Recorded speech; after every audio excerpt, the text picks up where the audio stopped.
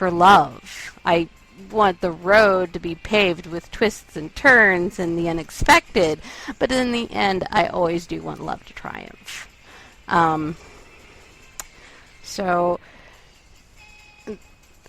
in the end, I thought that the only sensible thing when they returned was for them to vow to serve the heir to their master, because their master wasn't there, and it just felt like the most logical decision. And maybe I'm wrong, and you guys feel free to let me know.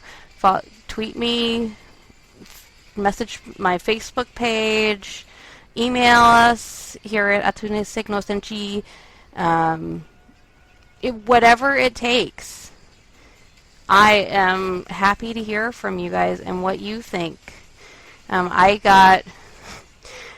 We'll get later on, and I got some really interesting feedback from readers that actually really influenced some of my decisions as a writer, just not because I'm a huge let's do what the writers want, or what the readers want, and no offense to my readers, but there's a story in my heart that I have to tell.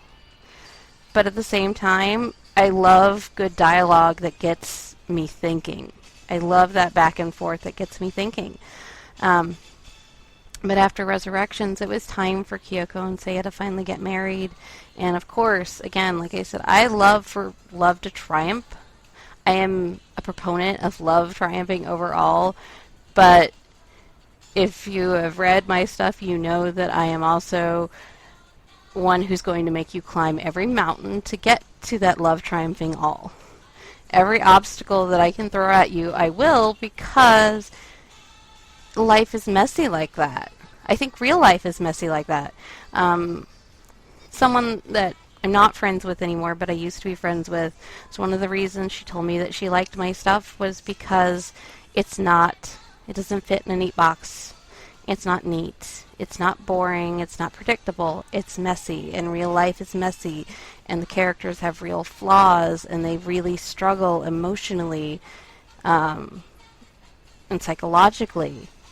So even Kyoko, who is supposed to be very pure of heart, she makes a lot of emotional mistakes. She very nearly in the story Shadow on a Bright Day, when they are getting married, she very nearly loses her mind because it is under attack, and she's almost not strong enough because everyone struggles.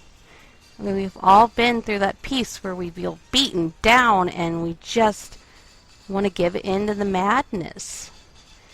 And she almost does, but at the end, she is fortunate enough to have enough people who love her to come after her and say, no, you are going to be okay.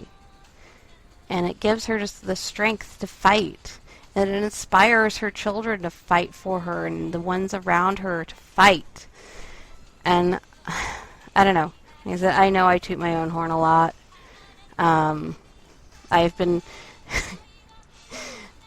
I've had her accused of being a Mary Jane, but I look at all the emotional and psychological struggles that she goes through, and while possibly, yeah, she is overpowered in some ways, maybe in some ways she is a Mary Jane, but she definitely doesn't have a happy, just smooth path.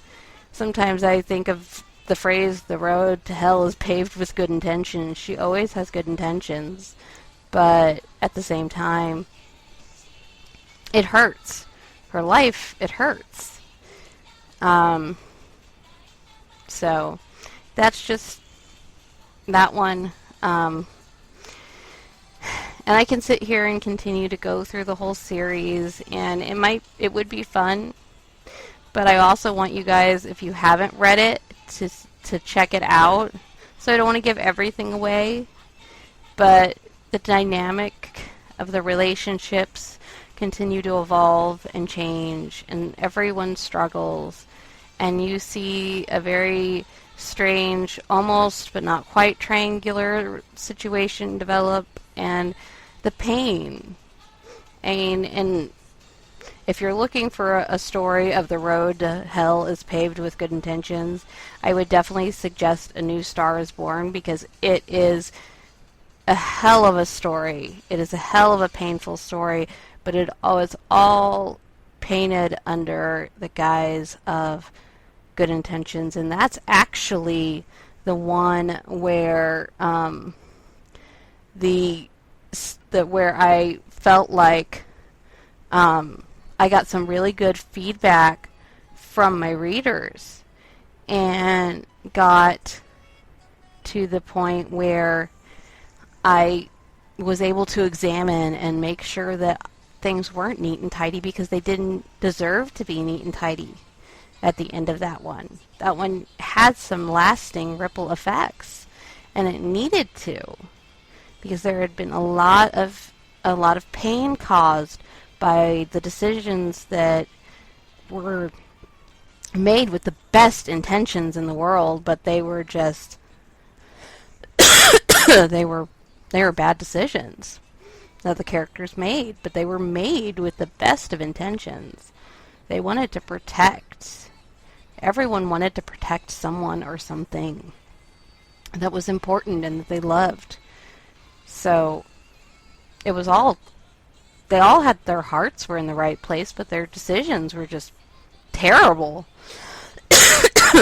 I also feel like I need to give a nod, even though my series does have a lot of OCs, because of course I've made all of the villains OC characters, because this takes place so far after everything that happened in the series.